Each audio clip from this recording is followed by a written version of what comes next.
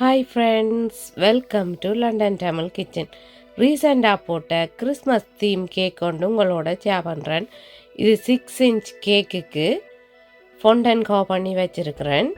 Ice cream கோனை வச்சு தான் இந்த கேக்கை டெக்கரேட் பண்ணுறேன். ஐஸ்கிரீம் கோனை காஃபாக கட் பண்ணி எடுக்கிறேன். கிராஃப்ட் நைஃபால் வெட்டினீங்கள்னு சொல்லி சொன்னால் க்ளீனாக காஃபாக வெட்டக்கூடிய மாதிரி இருக்கும். இந்த உயரத்துக்கு ஏற்ற மாதிரி இந்த ஐஸ்கிரீம் கோனை கட் பண்ணி எடுக்கணும்.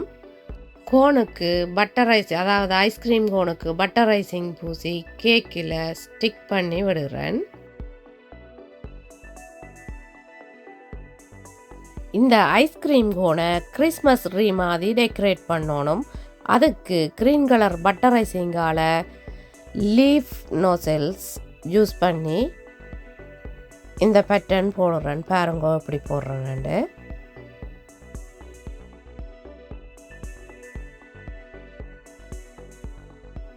கேக்கை சுற்றி ஸ்டிக் பண்ணி இருக்கிற எல்லா ஐஸ்கிரீம் கோன்ஸுக்கும் பட்டர் ஐசிங்கால் கிறிஸ்மஸ் ட்ரீ ஷேப்பில் லீஃப் நோசல்ஸால் மறைச்சி ஐசிங்கை போடணும்.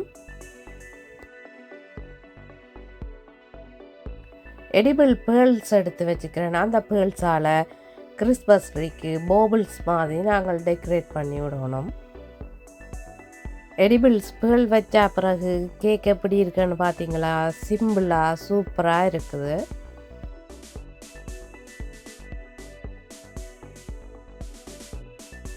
ஒயிட் கலர் ஃபொண்டனில் ஸ்னோஃப்ளேக்ஸ் கட்டரால் ஸ்னோஃப்ளேக்ஸ் கட் பண்ணி கிறிஸ்மஸ் ட்ரீயில் நாங்கள் ஸ்டிக் பண்ணணும்.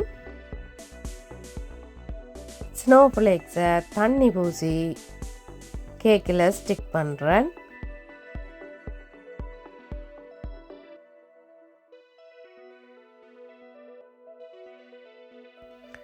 வாவ், கிறிஸ்மஸ் தீம் கேக் எப்படி வந்திருக்குதுன்னு பார்த்தீங்களா? உங்களுக்கும் இந்த கேக் பிடிச்சிருந்தா ப்ளீஸ் மறக்காமல் எனக்கு கமெண்ட் போடுங்க.